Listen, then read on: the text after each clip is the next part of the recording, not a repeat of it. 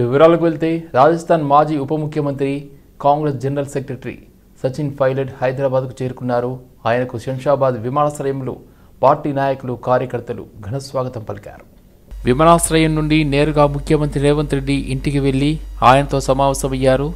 సాయంత్రం అబ్దుల్లాపూర్ మేడ్ మండలంలోని కవాడిపల్లి గ్రామంలో శ్రీ దేవా నారాయణ భగవాన్ ప్రాణప్రతిష్ఠ కార్యక్రమంలో సచిన్ పైలట్ పాల్గొన్నారు. మహాకుంభమేళలో తెలంగాణ రాష్ట్ర మంత్రి కోమటిరెడ్డి వెంకటరెడ్డి పాల్గొన్నారు. త్రివేణి సంగమంలో పవిత్ర స్నానాలు ఆచరించారు. అనంతరం అక్కడి ఘాట్లలో ప్రత్యేక పూజలు చేశారు. మంత్రి కోమటిరెడ్డి వెంట ఆలేరు కాంగ్రెస్ ఎమ్మెల్యే విప్ బీర్లా ఐలయ్య యాదవ్ ఉన్నారు. తెలంగాణ సుభిక్షంగా ఉండాలని సంగం ఘాట్లో మంత్రి కోమటిరెడ్డి ప్రత్యేక పూజలు చేశారు. వేద పండితులు మంత్రికి వేద ఆశీర్వచనం ఇచ్చారు. అనంతరం బడే హనుమాన్ దేవాలయాన్ని సందర్శించి ఆంజనేయ స్వామికి మంత్రి కోమటిరెడ్డి మొక్కులు సమర్పించారు.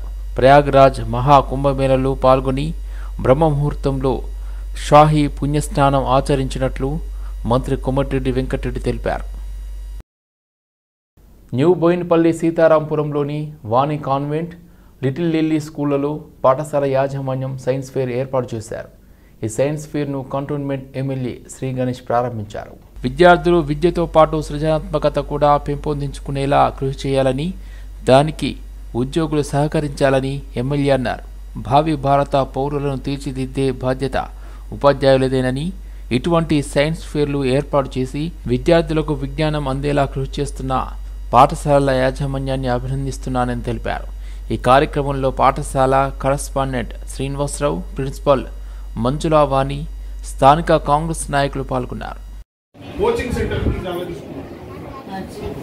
అక్కడ మార్నింగ్ 8 నుంచి ఈవినింగ్ 8 వరకు అన్ని కాంపిటేటివ్ ఎగ్జామ్స్ ప్రిపేర్ అయ్యే వాళ్ళకి ఇప్పుడు గరీబ్ పిల్లలకి పైసలు ఉన్న వాళ్ళకి అయితే మంచి మంచి కోచింగ్ సెంటర్స్ ఉంటాయి, మంచి మంచి కాలేజెస్ స్కూల్స్ ఉంటే వాళ్ళకి వేరే ఫెసిలిటీస్ ఉంటాయి. పేద విద్యార్థులకి ఆ ఫెసిలిటీస్ లేదు. గవర్నమెంట్ సైడ్ నుంచి IPS IAS కావాలన్నా కూడా ఇక్కడ చదువుకుంటారు. ఇక్కడ లైబ్రరీలో బుక్స్ తోటి చదువుకున్న తర్వాత వాళ్ళకి ఎవరు కోచింగ్ లేకుంటే గురువుల విద్య గుడ్డిది అంటారు. గురువులు లాంటి ఎవరు వచ్చి మంచిగా నేర్పిస్తే వాళ్ళు నేర్చుకుంటే మన దగ్గర కూడా IAS IPS అవుతారని ఇప్పుడు ఆ డిజైన్స్ అన్ని చేంజ్ చేసినాం. ఏది ప్రతి స్కూల్లో పంపిస్తే అక్కడ మీరు పంపిస్తే చాలా చేంజెస్ వస్తుంది. ఇప్పుడు నేను అక్కడ ఏం చేసినట్టు కోచింగ్ సెంటర్ 50 నిమిషాలు, ఒకటేమో పొలాలంతా, ఒకటేమో లాల్బాగ్, ఒకటేమో తాడవరం ఏం చేస్తాను అట్లా చేసి గవర్నమెంట్ నుంచి బాగుంటుంది కాబట్టి ఇంట్రెస్ట్ వస్తుంది. చిలుకూరు బాలాజీ ఆలయ ప్రధాన అర్చకులు రంగరాజన్పై కొందరు దాడికి పాల్పడిన సంగతి తెలిసిందే. ఈ నేపథ్యంలో రంగరాజన్ను బీఆర్ఎస్ వర్కింగ్ ప్రెసిడెంట్ KTR పరామర్శించారు. బీఆర్ఎస్ నేతలు సవితా ఇంద్రారెడ్డి, శ్రీనివాస్ గౌడ్, కౌశిక్ రెడ్డి, ప్రవీణ్ కుమార్, బాల్క సుమన్ తదితరులతో కలిసి రంగరాజన్ నివాసానికి KTR వెళ్లారు.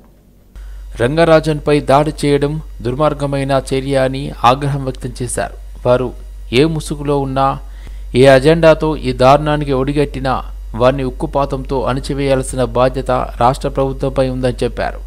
భగవంతుడి సేవలో ఉండే రంగరాజన్కే ఇలాంటి పరిస్థితి ఎదురైతే రాష్ట్రంలో సామాన్యుల పరిస్థితి ఏమిటని ప్రశ్నించారు. స్వామివారి సేవలో ఉండే కుటుంబాన్ని అవమానించడం అంటే దేవుణ్ణి అవమానించినట్టేనని చెప్పారు. దాడికి పాల్పడిన వారిని కఠినంగా శిక్షించాలని డిమాండ్ చేశారు. ఈరోజు రాష్ట్రంలో అధోగతి పాలైన శాంతి భద్రతల సాక్షిగా వారి మీద దాడికి దిగడం ఏదైతే ఉందో నిజంగా కూడా అత్యంత దుర్మార్గమైన, అత్యంత నీచమైన కార్యక్రమం.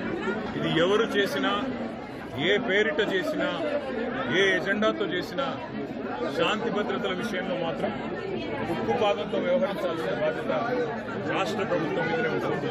ఇవాళ భగవంతుడి సేవలో నిమగ్నమయ్యే పెద్దలు రంగరాజన్ గారు, సౌందరరాజన్ గారి కుటుంబం పరిస్థితి ఈ విధంగా ఉంది అంటే మరి ఈ రాష్ట్రంలో శాంతి భద్రతలు ఎంత అధ్వానంగా ఉన్నాయో దీన్ని బట్టి చెప్పవచ్చు.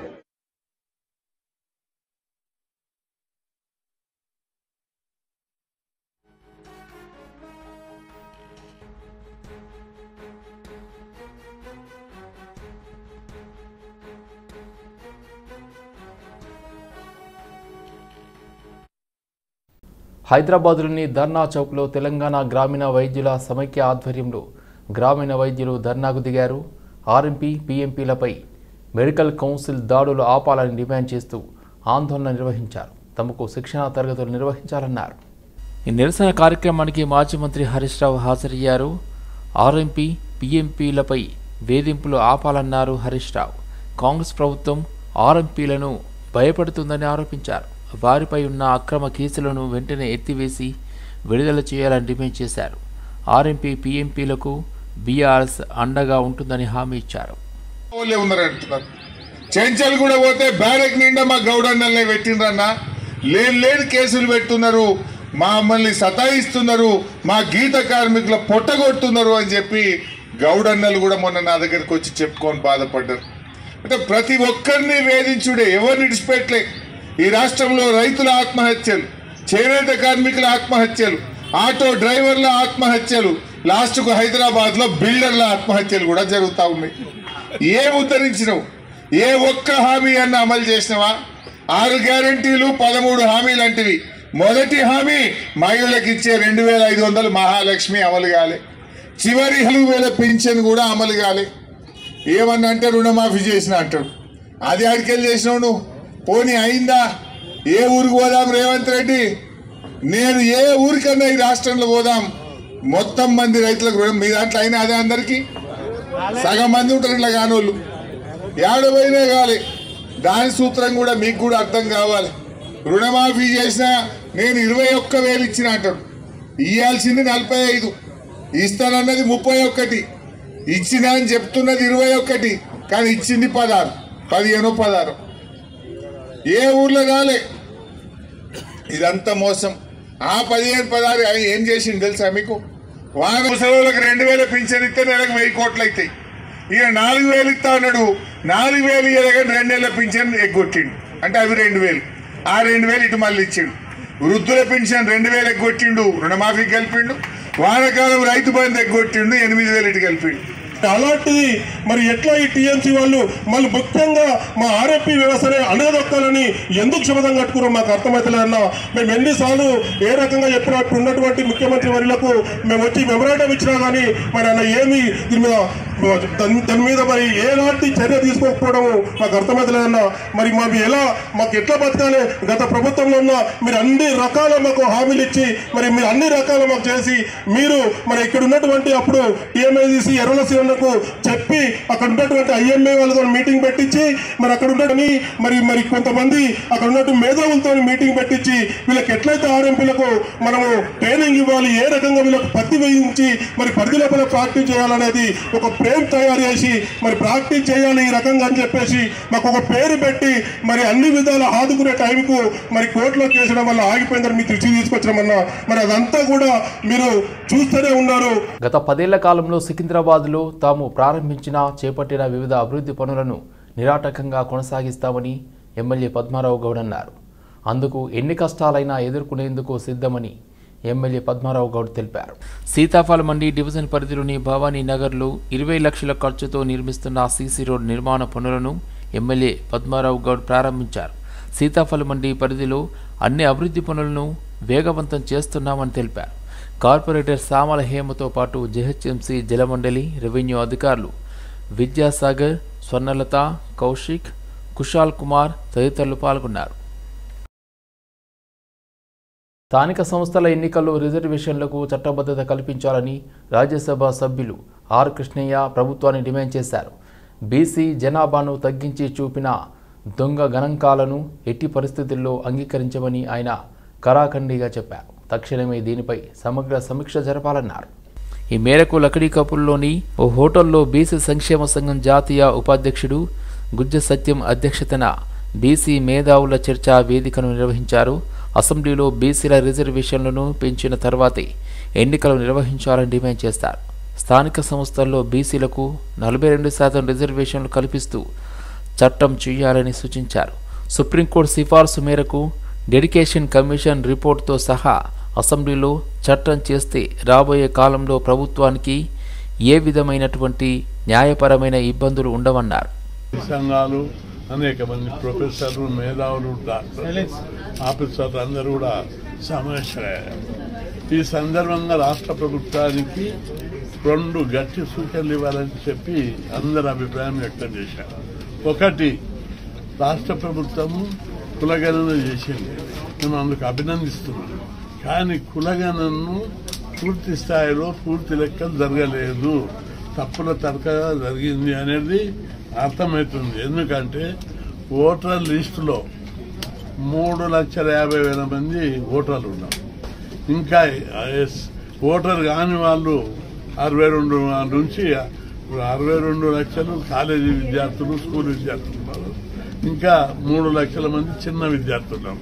అంటే ఎటు కోణంలో ఆధార్ కార్డు చూసినా, ఓటర్ లిస్టు తీసినా 4 కోట్ల మందికి పైగా రాష్ట్ర జనాభా ఉంటే వీళ్ళ లెక్కల ప్రకారం 3,50,00,000 వరకే దాదాపుగా తీశారు. ఇది దాదాపు 50 లక్షల మంది, 40 లక్షల మంది తక్కువ జనాభా ఉన్నట్టు కనిపిస్తుందంటే ఇక్కడ లెక్కలు సరిగ్గా లేవనేది క్లియర్గా. ఇక రెండో విషయానికి వస్తే, కాంగ్రెస్ పార్టీ ఎన్నికల మేనిఫెస్టో కానీ, ఆ పార్టీ అధినేత రాహుల్ గాంధీ కానీ ఎన్నికల ముందు ప్రతి సభలో మేము అధికారంలోకి రాగానే 42% బీసీలకు లోకల్ బాడీ రిజర్వేషన్లు, పంచాయత్, జడ్పీటీసీ, ఎంపీటీసీ, మున్సిపాలిటీలు ఇస్తామని ఊరు వాడ ఏకం చేసి ప్రచారం చేశారు. దీన్ని నమ్మి ఆశపడి బీసీలందరూ కాంగ్రెస్ పార్టీని గెలిపించారు. తీరా ఇప్పుడు 42%కు అనేక అవరోధాలు ఉన్నాయని మొన్న అసెంబ్లీ సమావేశం లోపల 2 బిల్లులు పెడతాయని ముఖ్యమంత్రి అంతకుముందు న్యూస్ లీకేజ్ చేశారు. ఒకటి ఎస్సీ వర్గీకరణ, రెండవది బీసీలకు 42% రిజర్వేషన్ పెడతారు. ఎస్సీ వర్గీకరణ బిల్లు పాస్ అయింది, ఓకే. కానీ బీసీలు బిల్లు 42% పెడతా అనే విషయం లోపల చెప్పకుండా, బిల్లు పెట్టకుండా కేవలం పార్టీ పరంగా కాంగ్రెస్ పార్టీ ఇస్తుంది, మిగతా పార్టీలు ఇస్తాయని ఛాలెంజ్ చేశారు. దీన్ని బట్టి చూస్తే తప్పించుకోవడానికి ప్రయత్నం చేస్తాడు.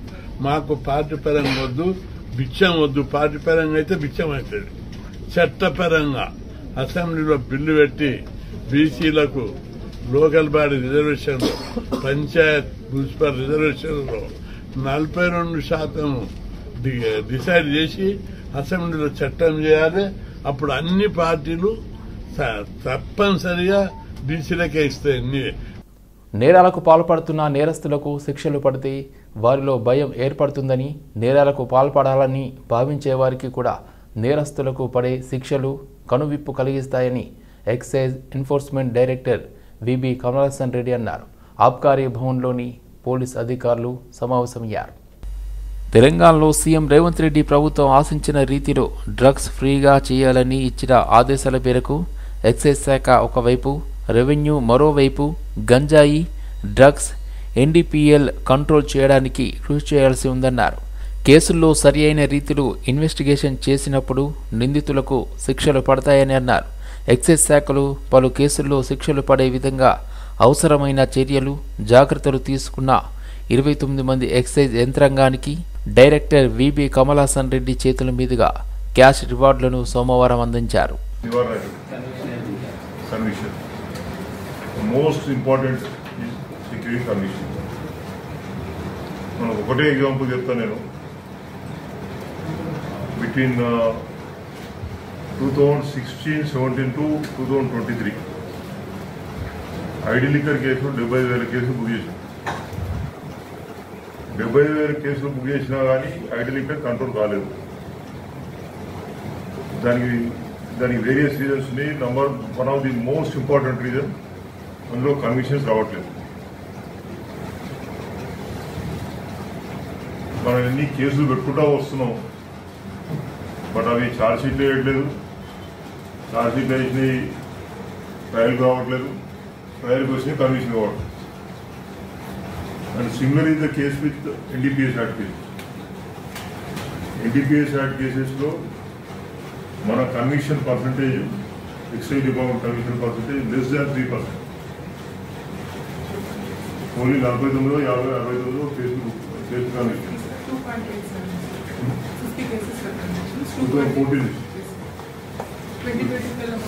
2014 నుంచి ఓన్లీ 50. మొత్తం ఓకే, మోర్ దాన్ 900 కేసులు అడ్వర్టైజ్.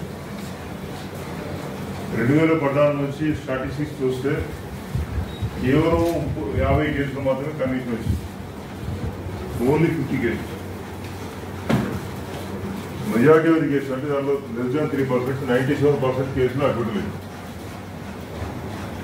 మన కమిషన్ రేట్ ఇంక్రీజ్ అవ్వకుండా రాష్ట్ర ప్రభుత్వం తరహాలోనే కేంద్ర ప్రభుత్వ స్పౌజ్ బదిలీలు చేపట్టాలని తెలంగాణ సెంట్రల్ స్పౌజ్ ఫోరం రాష్ట్ర ప్రభుత్వాన్ని విజ్ఞప్తి చేసింది. ఈ మేరకు బషీర్బాగ్ ప్రెస్ క్లబ్లో ఫోరం ప్రతినిధులు సమావేశమయ్యారు. గత బీఆర్ఎస్ ప్రభుత్వం తీసుకొచ్చిన జీవో 317 వల్ల ఉద్యోగులు స్థానికతను కోల్పోయారన్నారు.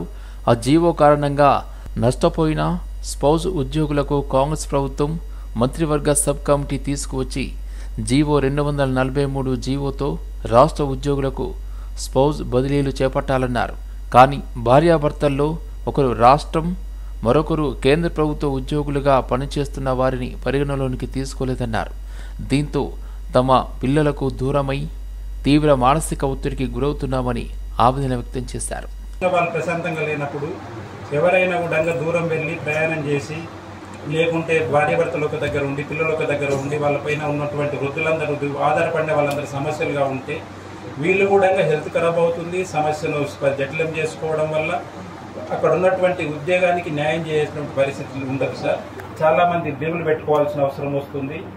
ఏదో మ్యూచువల్ ట్రాన్స్ఫర్స్ అంటే మీరు చూస్తూ ఉన్నారు, రకరకాలుగా మానిటరీ ఎక్స్చేంజెస్ కూడా జరుగుతూ ఉన్నాయి. కాబట్టి అట్లాంటివి కాకుండా మాకు కూడా కేంద్ర ప్రభుత్వ ఉద్యోగులు, రాష్ట్ర ప్రభుత్వ ఉద్యోగులు ఉన్న వాళ్ళం ఎవరైనా కూడా తెలంగాణ వాళ్ళకి సంబంధించిన వాళ్ళమే కాబట్టి, ఈ రాష్ట్ర ప్రభుత్వానికి సంబంధించిన వాళ్ళమే కాబట్టి మమ్మల్ని కూడా అందరితో సమానంగా ట్రీట్ చేసి ఈ వివక్షను చూడకుండా సెంట్రల్ యూనివర్సిటీ లేకుంటే సెంట్రల్ గవర్నమెంట్ లేకుండా కేంద్ర ప్రభుత్వ ఉద్యోగులు అని చెప్పేసి వివక్ష లేకుండా మమ్మల్ని కూడా ఎవరైనా మనుషులే, ఎవరైనా భార్యాభర్తలు, ఎవరికైనా ఒకే దగ్గర ఉండి తన ఉంటే దాన్ని చేసుకోవడానికి అవకాశం ఉంటుంది. కాబట్టి ఆ రకంగా మా సమస్యను పరిష్కారం చేస్తారని ఈ సెంట్రల్ గవర్నమెంట్, స్టేట్ గవర్నమెంట్ అనేటటువంటిది మా మనుగడకే ఇబ్బందికరమైనటువంటిది. ఎందుకంటే ఇది ఒక్క మా సమస్యతోటే కాదు, సెంట్రల్ గవర్నమెంట్ ఉద్యోగస్తులు అంటే రేపు పొద్దుగాల స్టేట్ గవర్నమెంట్ లో ఉన్న వాళ్ళ పిల్లలు కూడా ఇవ్వలేనటువంటి పరిస్థితి దుర్భరంగా ఉంటుంది.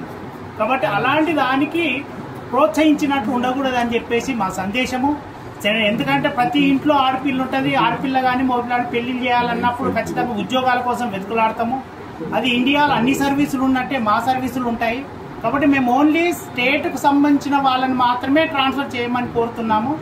కాబట్టి మాకు ఎలాంటి ఇబ్బందులు లేకుండా అదొక్కటి మాత్రము మన ముఖ్యమంత్రి అయిన రేవంత్ రెడ్డి గారికి మరి సబ్ కమిటీ దామోదర్ రాజనరసింహ గారి తరఫున మరి అట్లాగే శ్రీధర్ బాబు, పొన్నం ప్రభాకర్ ఇచ్చినటువంటి ఏదైతే సబ్ కమిటీ ఉందో దాన్ని అనుకూలంగా సెంట్రల్ గవర్నమెంట్ను కూడా లెక్కలోకి తీసుకొని మా స్పౌసులను ట్రాన్స్ఫర్ చేయాల్సిందిగా విన్నవించుకుంటున్నాం. అంటే దీనివల్ల ఏమవుతుంది, మేము ఎన్నో కిలోమీటర్లు మహిళలు, ముఖ్యంగా మహిళలు కూడా సార్ అంత మీకు తెలిసిన విషయమే, అంత లాంగ్ జర్నీస్ మేము చేయలేకపోతున్నాం. మా స్థానికతను మేము కోల్పోయాం. మా జిల్లా ఒకటి, మా పిల్లల స్థానికత ఏమిటో మాకు ప్రశ్నార్థకంగా ఉంది.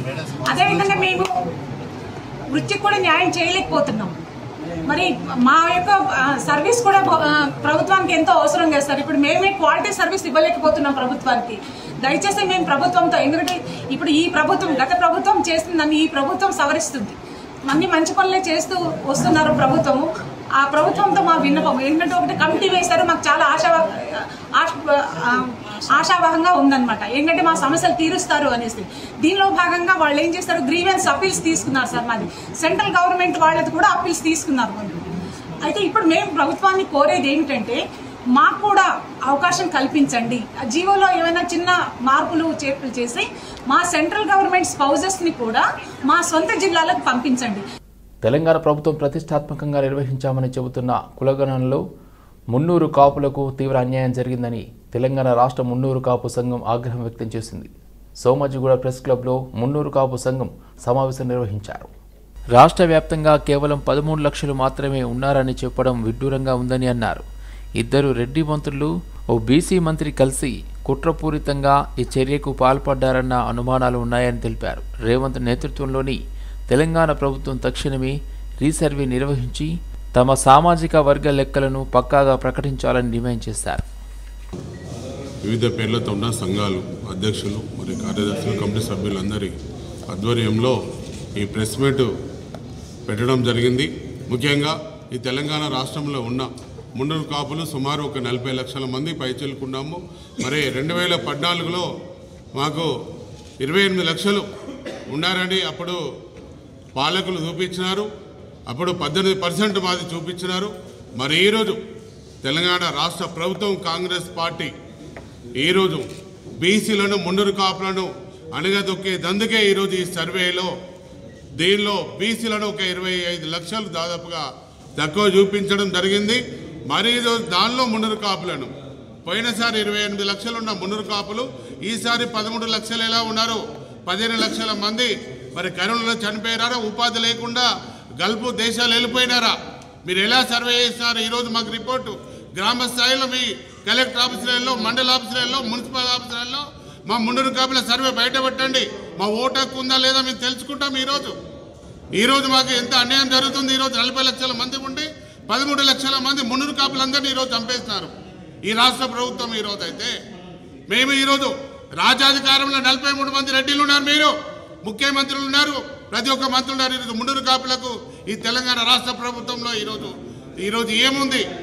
మీరు ఎన్ని టికెట్లు ఇచ్చినారు? కాంగ్రెస్ పార్టీ 3 టికెట్లు ఇచ్చినారు. దానిలో పర్సెంటేజ్ ప్రకారంగా మీరు ఏదైతే మాకు ఈ తెలంగాణ రాష్ట్రంలో 4 కోట్ల మందిలో 3% చూపించినప్పుడు మీ కుట్ర అనేది అప్పుడే మీరు తెలంగాణ రాష్ట్రం అప్పుడే ఈ అసెంబ్లీ ఎన్నికల్లో బయటపడ్డది. ఆ బీసీలలో ఎక్కువ శాతం మున్నూరు కాపులను దాదాపు పోయిన ప్రభుత్వం చేసిన సకల ఎస్కేఎస్ ద్వారా చేసిన సకల కుటుంబ సర్వే ప్రకారం అప్పుడు 51.35% వచ్చిన బీసీల సంఖ్యను ఇలా 46% చూపించడం. అప్పుడు 51% ఉన్న మా మున్నూరు కాపులు 18%, దాదాపు 18% అంటే 25 లక్షలు ఉన్న మున్నూరు కాపులు ఇలా 13 లక్షల చూపించడం. ఇది ఒక కుట్రతో కూడిన ప్రభుత్వ గేమ్. ఎంత గేమ్ అంటే రాజకీయంగా అగ్రవర్గాలకు పోటీ పడుతున్న బీసీలలో రాజకీయ చైతన్యం ఉన్న కులం ఇలా మున్నూరు కాపు కులం. ఇలా రిజర్వేషన్ 45% బీసీలకు ఇస్తే బీసీలలో తెలంగాణ రాష్ట్రంలో సర్పంచ్లుగా, ఎంపీటీసీలుగా, కౌన్సిలర్గా, కార్పొరేటర్లుగా, స్థానిక సంస్థలో మెజారిటీ సీట్లు గెలిచేందుకు మతోన్మాద బీజేపీ సుప్రీంకోర్టు ద్వారా తీసుకువచ్చిన ఎస్సీ వర్గీకరణను సీఎం రేవంత్ రెడ్డి అమలు చేయడాన్ని మాల మహానాడు జాతీయ అధ్యక్షుడు పబ్బతి శ్రీకృష్ణ ఖండించారు. ఈ మేరకు హైదర్గూడలోని ఎన్ఎస్ఎస్ సెంటర్లో సమావేశం జరిగింది. అసెంబ్లీలో క్రిమీ లేయర్ విధానాన్ని వ్యతిరేకించిన మాల మాదిగ ప్రజాప్రతినిధులకు క్రిమీ లేయర్ వర్తింపజేయాలన్నారు. అలాగే మాల మాదిగలను ఓసీల జాబితాలో చేర్చాలన్నారు. బీజేపీ ఆర్ఎస్ఎస్ చెప్పు చేతుల్లో రేవంత్ రెడ్డి పనిచేస్తున్నారని విమర్శించారు. ఈ విషయాన్ని తాము గతంలోనే ప్రకటించడం జరిగిందన్నారు. ఈ విషయం జనాభా లెక్కలు, కులగణన, ఎస్సీ వర్గీకరణ ద్వారా బయటపడిందన్నారు. ముఖ్యమంత్రి గాని లేదా సహచార మంత్రులు కానీ సుప్రీంకోర్టు తీర్పును పూర్తిగా చదవలేదు. అన్ఫార్చునేట్లీ ఎందుకంటే వాళ్ళందరికీ ఎవరికి చదవలేదు. దాంట్లో ఒక్క బట్టిక్రమాలకు తప్ప. బట్టిక్రమాలకు చదివిండు కానీ చెప్పిండు. ఏం చెప్పిండు? ఇట్లా స్పష్టంగా చెప్పిండు. 4 జిల్లాలను ఏమన్నా పాలన బయట తీసుకున్నాడ. 4 జిల్లాలకైతే 33 జిల్లాల 4 జిల్లాల బొమ్మలు పెట్టేది జనాభా లెక్కలకు కానీ వర్గీకరణ చేయడానికి కానీ ఏం చెప్పింది? దశ సమస్యలు పరిష్కరిస్తున్నావా? ఎదిపించినావు నువ్వు? సుప్రీంకోర్టు క్లియర్ గా ఉంది. ఏమన్నా జాతీయ లెక్కల ఆధారంగా జాతీయ లెక్కలు తీసిండ్రా? జాతీయ లెక్కలు లేకుండా తెలంగాణ లెక్కలు తీసి నల్గొండ రేట్లు స్పెషల్ గా నల్గొండ రేట్లు దీంట్లో ఇన్వాల్వ్ అయి ఉన్నారు. స్పెషల్ గా నల్గొండ రేట్లు ఇన్వాల్వ్ అయి ఉన్నారు.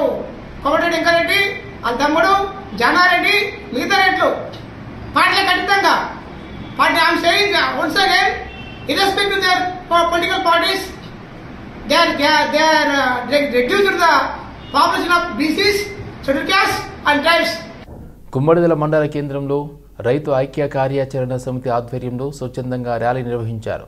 ప్యారానగర్ డంపింగ్ యార్డ్కి వ్యతిరేక పోరాటం పేరుతో ర్యాలీ నిర్వహించారు గ్రామస్తులు. మకద్దు డంపింగ్ యార్డ్ అంటూ నినాదాలతో మండల కేంద్రంలో మహిళలు, గ్రామ యువకులు, రైతులు ర్యాలీ నిర్వహించారు. డంపింగ్ యార్డ్ ఏర్పాటు వల్ల రైతులకు అడవిలోని వన్యప్రాణులకు తీవ్ర నష్టం అంటూ నినాదాలు చేశారు. వెంటనే డంపింగ్ యార్డ్ నిలిపివేయాలని డిమాండ్ చేశారు. భవిష్యత్ తరాలను కాపాడాలని, డంపింగ్ యార్డ్ వల్ల భవిష్యత్తును కోల్పోతామన్నారు.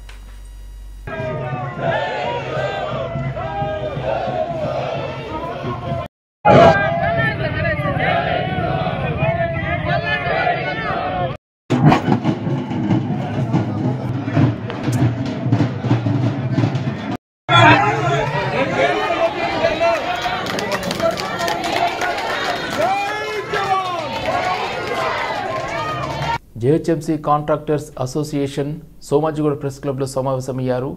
ఎన్నికల సమయంలో జేహెచ్ఎంసీ కాంట్రాక్టులు పూర్తి చేసిన వారికి ఇంకా బిల్లులు ఇవ్వలేదని మండిపడ్డారు.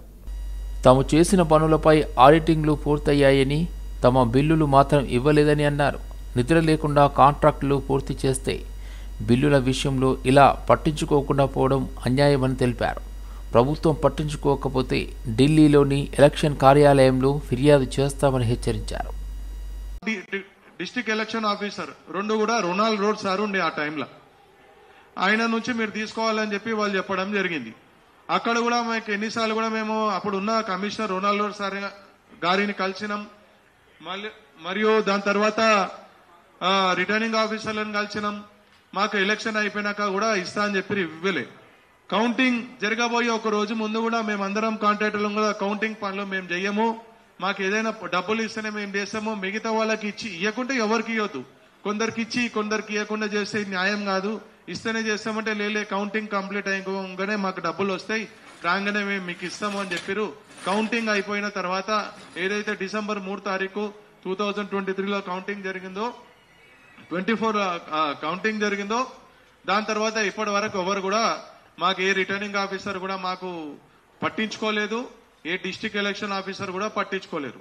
దాని తర్వాత మేము మా స్టేట్ ఎలక్షన్ కమిషన్ దగ్గరికి వెళ్లి కంప్లైంట్ చేయడం జరిగింది. అక్కడ కూడా ఎన్నోసార్లు పరమాలు రిప్రజెంటేషన్ ఇచ్చినా కాలేదు. దాని తర్వాత మేము మన డిప్యూటీ సీఎం బట్టి విక్రమగ గారిని కలిసి రిప్రజెంటేషన్ కూడా సబ్మిట్ చేయడం జరిగింది. ఈ విధంగా మాకు అన్యాయం జరిగింది, కొంచెం మీరు చూడండి అని చెప్పి ఒక 4-5 సార్లు కూడా మేము రిప్రజెంటేషన్లు అనేది సెక్రటరియట్కి వెళ్ళి ఇచ్చినాం.